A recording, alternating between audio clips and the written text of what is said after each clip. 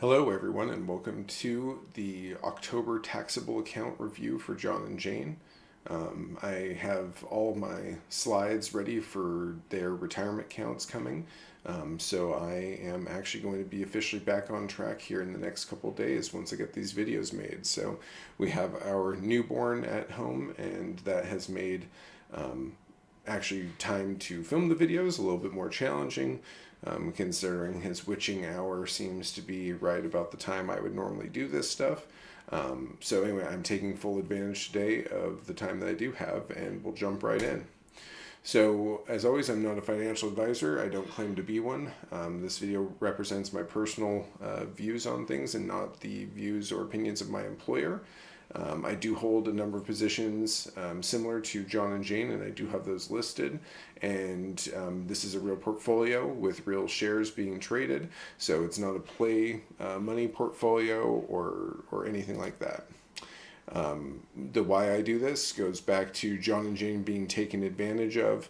If you've watched any of the previous videos, you know I go over this basically every single time. I said I know I'd make a video to it, but haven't really gotten around to that. So my big goal here is that I want to empower others to feel like they have the ability to take control of their finances if that's something that they want to do. John and Jane do not give me any compensation for what I do, and I basically have just asked that I can talk about their portfolio in order to try and help others. So when it comes to their background, John retired in 2018 and collects Social Security, and Jane retired in 2021 and collects Social Security. They do not have pensions or any other income other than what they have in their retirement accounts. They do collect $1,000 a month from John's traditional IRA at this point in time, and then $1,700 a month from the taxable portfolio at this point in time. They do have some other investments outside of what I help them with, and that traditionally, or not traditionally, that typically is going to be bonds, certificates, and other lower risk investments. But they do not have any debt or monthly payments other than basic recurring bills. So they live a pretty simple life, and that definitely makes it a lot easier to be able to live on what they have, and to only really need Social Security and to supplement that with the retirement income. So for their taxable account, they generated just over $1,400 in the month of October 2023, compared with just under $1,200 in October of 2022. And the taxable account had a balance of just under $507,000 in October 31st, 2023, versus just over $520,000 in October of 2022. So the annualized cost basis yield on their portfolio right now is sitting at about 5.6%. Three companies in the portfolio paid increased dividends or a special dividend during the month of October, and no companies did in the month of October decreased their payout. So for the three companies, we have Altria. They increased 4.3% to 98 cents a share per quarter. And then we have Realty Income, that was a 0.2% increase, and WP Carey also a 0.2% increase. Pretty common for them to do their quarterly increases like that, although we will be seeing changes here to WP Carey in the future now that they have split off net lease properties. They spun that off. So there's supposed to be an impact, and I have not seen yet what that is exactly supposed to be. But when it comes to Altria, I'd say it still offers compelling income, but the dividend growth has slowed, and essentially the long-term outlook of the company has, I don't want to say it's shaky, but essentially it's not the investment that it was 10 years ago, in my opinion. And so as far as an investment goes, yes, it's good to continue holding it, but I don't expect to see any major wins for the company in the short term. And if anything, there's legislative risk potentially, for bans on smoking and different things like that could potentially have negative outcomes. And then Realty Income also just announced their acquisition of Spirit Realty. Sorry, I didn't put the ticker symbol there. I can't remember what it is off the top of my head. But that was a pretty big move, as well as we see Realty Income continue to gobble up competitors and grow their portfolio. So for Altria, you can see the cost basis here. That is a very old holding in the account. Because it only goes back about 3 years. Technically, I guess it would be 4 years, because it's going to be based off of 2024, going back to 2020. So John and Jane in their taxable account have received $2,800.60 of dividends since January of 2020. Since inception, they're probably pretty close to what the current gain loss is. Not saying that that's a big win, but essentially based on the dividends that they've received, less the losses here, that's going to be something where it's probably about a net zero. And then for Realty Income, this is going back, and the reason why it goes back to December 2019 is because it's paid monthly. Unlike Altria, which is going to be paid quarterly, but it is paid a total of $2,376.88 of dividends. And also, we're sitting on about 16.5% when it comes to capital gains on that position. And then for WP Carey, things were looking pretty good until their recent announcement to spin off the net lease properties. But the dividends received since January 2020 is just under $2,500, and right now it's sitting at a loss of just over $1,300. So still been a net positive, but we have a very low cost basis yield associated with WP Carey.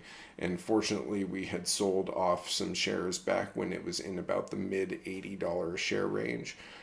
So couldn't have timed that better. And that's part of the reason why I like capital recycling so much, is because we were able to sell off WPC when it was at a price that really, I don't think $85 a share was anything that was reasonably justified. And so that helped reduce the potential downside when we took those gains off the table.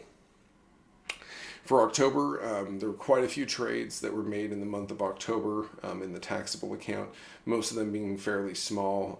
We did take some of the VFC off the table. That was mostly to take the loss because we ended up actually selling some Apple stock in early November, and that'll be in the next video.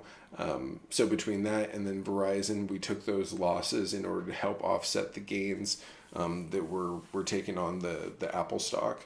But also we increased the Energy Transfer position by another 100 shares. And then we did some sells across the board on RPM, Otis. This ended up being a very high cost portion of the position. And then with Nordson, we sold it off, waiting for that stock price to continue to drop lower. And then with General Mills, also, again, the higher cost shares, we just reduced that. But $15,000 went towards another CD that was opened in the taxable account. And then for the realized gain loss here, so you can see where long-term losses, this is mostly going to be from VFC and Verizon. And then short-term, some of the gains that we were ones where they were high-cost portions of the position that we took off the table. Specifically, like General Mills was probably a contributor to this one here. And so right now, yes, it is looking like we were sitting at a net loss in October. But when we do the November one, we're likely going to be looking at what would be a pretty big net gain. And so more importantly, when we look at the year-to-date net loss or gain loss, since this is through the 17th of November, you can see that the net loss is pretty minimal here, and that's because the Apple stock helped to offset that. So you can see that over the course of the year, we've sold off what was a cost basis of about 41,000, and for total proceeds of about 40,225. So basically we're looking to try and keep this number at a slight loss or a slight gain at the end of the year. We just don't want to have something that has a negative impact on John and Jane's taxes, since this is a taxable portfolio. And then for the comparison, and I apologize, I did not update this up here, but I am too far into the video to be making that change. But we can see here that in terms of the changes in income year over year, we see that the Iron Mountain position was halved. We sold at near record highs. SLB increased their dividend substantially, and the stock price has improved, which obviously isn't reflected in this table here. The Washington Trust position increased significantly since the sell-off in late January. So we added quite a few shares since then.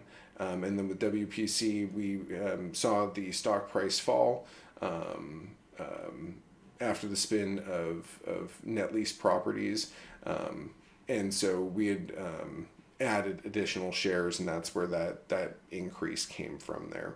So in the portfolio now, we do have the $65.34 of interest income coming from the CD, and then that new CD that was purchased will reflect in the month of November.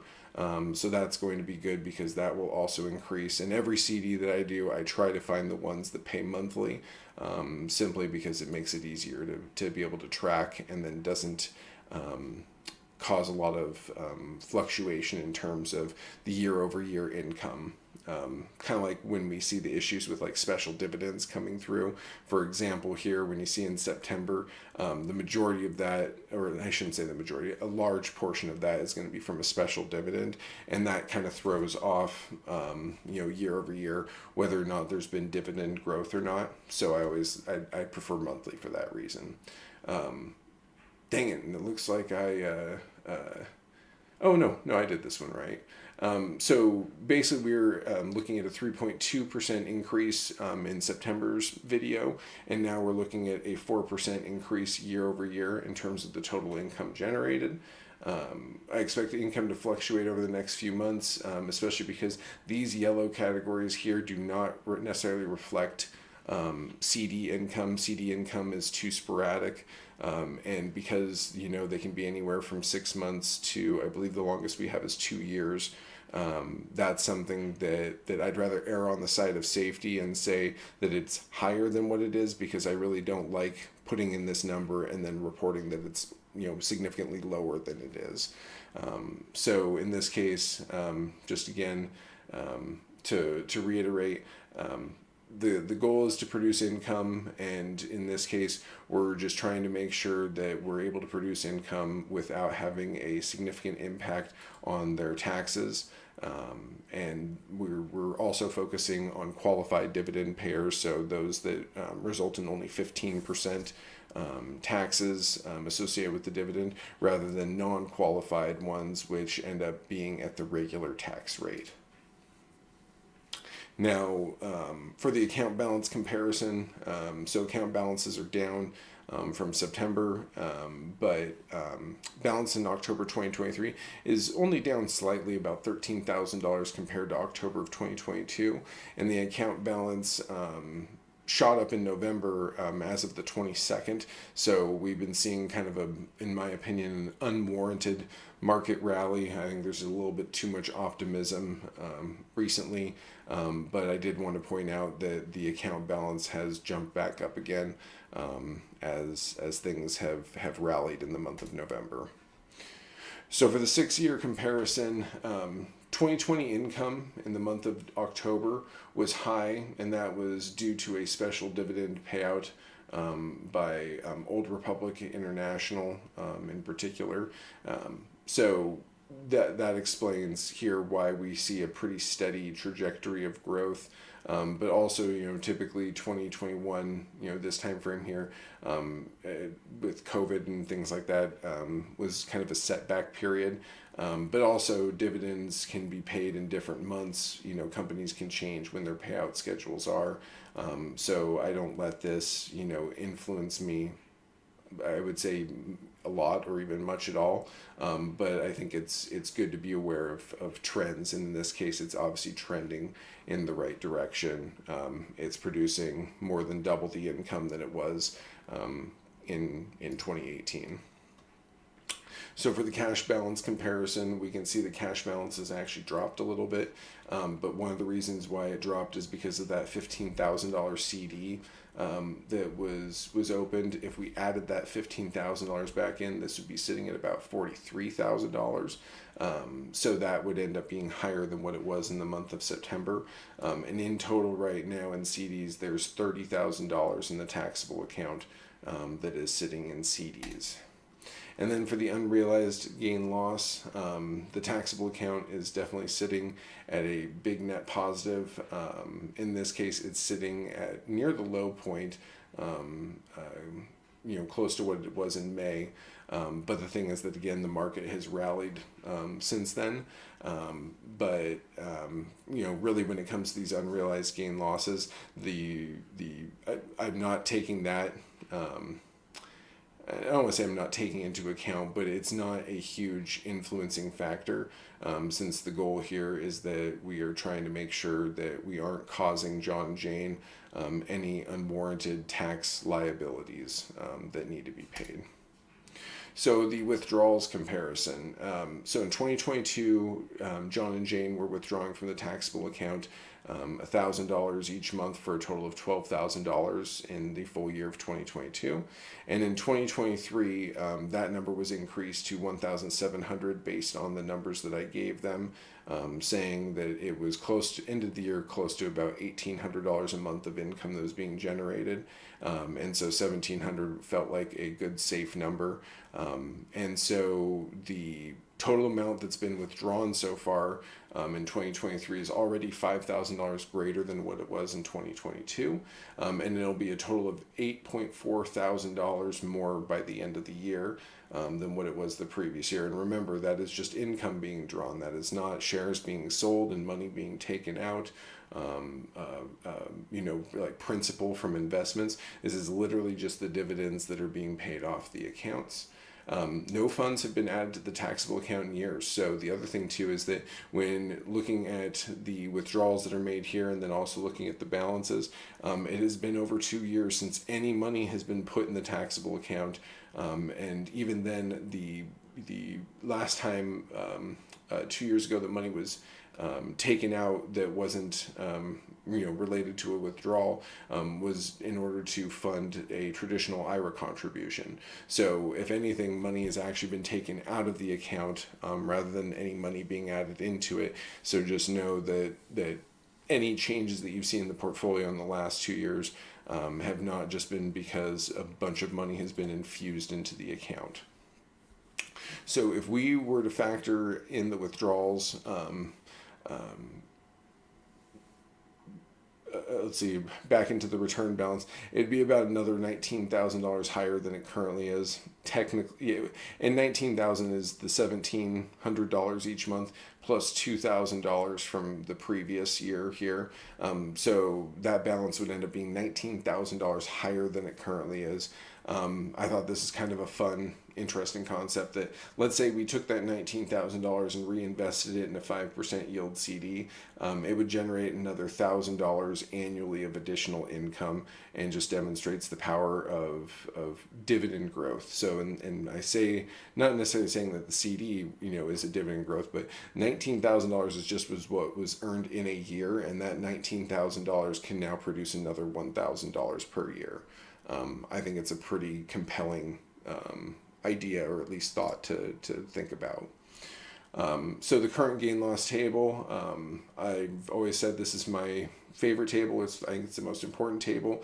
It was updated using figures in November 20th, 2023.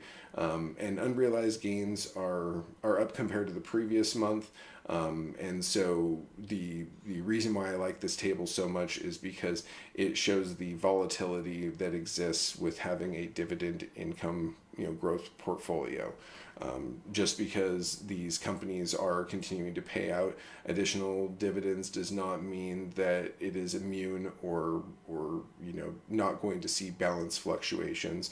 And if you go back previous slides looking at what the account balance was, you can see that in the sense that the account balance was sitting at the lower end of where it has been in 2023. But then in the update I gave for, was it up to November 22nd, we had seen the account balance jump up. I think it was another $30,000. So there's ebbs and flows that come with it, and it's just important to accept that as long as your investments are good, as long as the companies that you hold are solid, it is about the income that they produce that matters more than anything. So for the conclusion here, being the industry that I'm in with working for a credit union, and specifically working with dealers and underwriting loans, auto loans and applications have dropped significantly. Dealers are beginning to offer substantial rebates to move inventory. And I think that financial institutions are really putting their foot on the brakes, wanting to make sure that their loan to deposit ratios are in alignment, where they aren't necessarily borrowing money in order to fund those additional loans, because it's no longer cheap money. And the auto market, I think, is a useful indicator when trying to understand that there is trouble ahead.